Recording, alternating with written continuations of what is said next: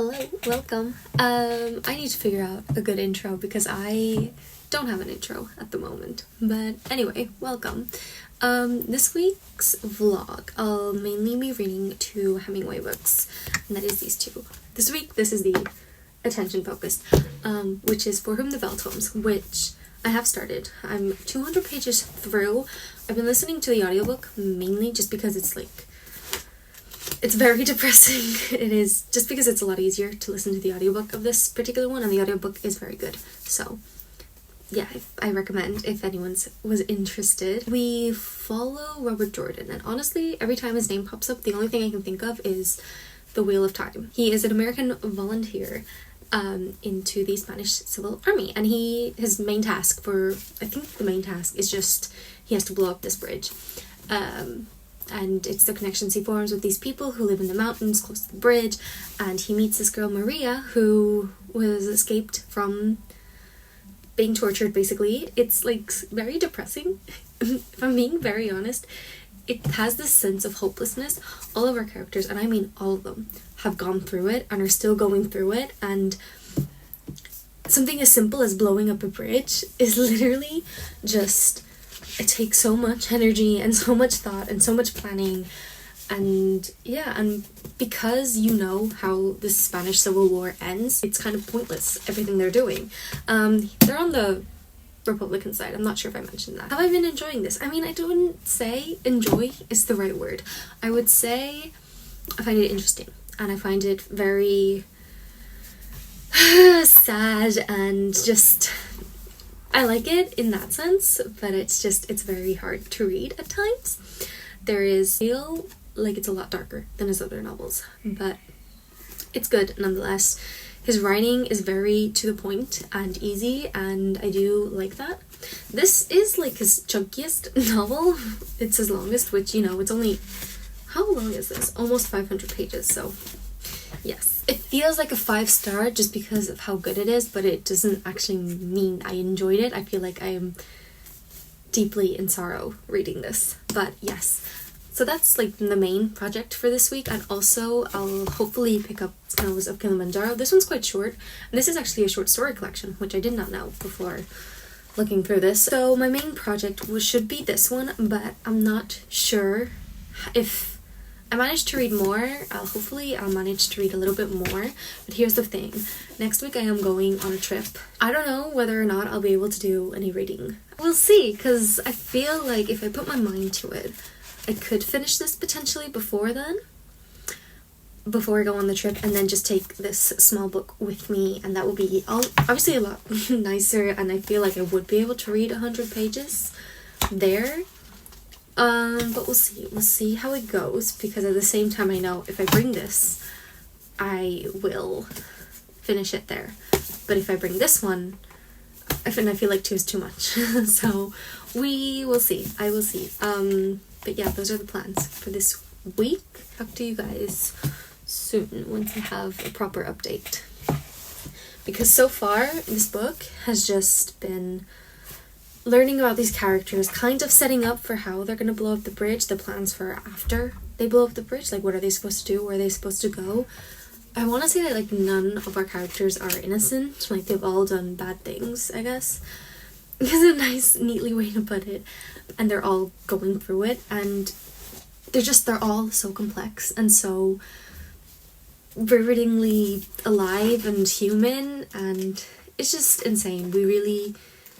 It's a really good book right now, but yeah.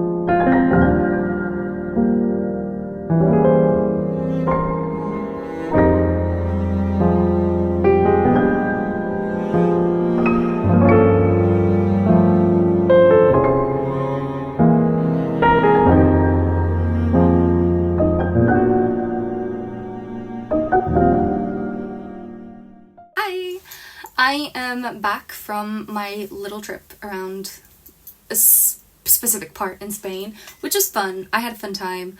I didn't read much though. Okay, so I didn't read a lot throughout this week, but I did finish For Whom the Bell Tolls, so that's something. And I did end up giving this 4 stars, which is a pretty high rating. Should I say about this book? This book, I mean, at the whole time, I feel like I wanted to pick it up, and at the same time, I didn't, because it's very good. It's very excellently written. You can tell that it's very thoroughly pulling from real life experiences, that it's very realistic to how the depiction of war and how it worked. And it was good. It was good. Don't get me wrong, but it was also just so sad and depressing. And at the same time, like, I know, like, you know what happens in the Spanish Civil War. Like, the Republican side loses, and it's hard because, like, they're putting in all their effort to win, and it just, you know, it's not good. There's no point to it, and you know there's also not going to be a happy ending, which is what ultimately happens. So for plot-wise, our volunteer, Robert Jordan, goes to a specific part in Spain. He's an American volunteer for the Spanish Civil War to blow up a bridge, essentially, and he has to get the timing right for a battle so that it's actually effective, so that, like, there's a point to blowing up the bridge. And we follow Robert Jordan as he goes to this place, and he kind of meets his new colleagues. At the same time, he's wary of them because they have been in this fight for a year, and at this point, like, a lot of them have lost hope, and some of them haven't. Some of them kind of just don't know how to survive. Some of them don't know how to continue, if they truly believe in it or if they're just doing it to survive. And it's very interesting to see all these characters who've gone through so much and have done such terrible things and have such terrible things done to them that you feel very sorry for them, you feel their pain, and at the same time, like, they're not all likable characters. Like, they're not all perfect, they're not all these fighters. Some of them are just stupid. They're just, they're so complex. They're so complex characters, and you do get a lot of history with each of the characters. He doesn't know who to trust, basically, is a big part of the book. And yeah, and letting himself trust people is very important in this job. And who does he trust beyond the job? Who does he trust just for the job? It's just so interesting to see that. And it's also very much realistic in the part of war. War depiction is very accurate. I've seen a bunch of people say that this is a very real depiction of what the war was like, and it's just so raw and so stripped down. It's not glorifying anything, it's very much just, like, centering on this very small task, and he got a 500-page book out of the small task of blowing up a bridge, because it isn't just a small task. It is so much more, and I really liked it. I really liked that part of it, but at the same time, it's just a hard read, you know? Happy that I read it is what I'm gonna stick to. I'm happy that I read it. I would recommend it if you're interested in the Spanish Civil War.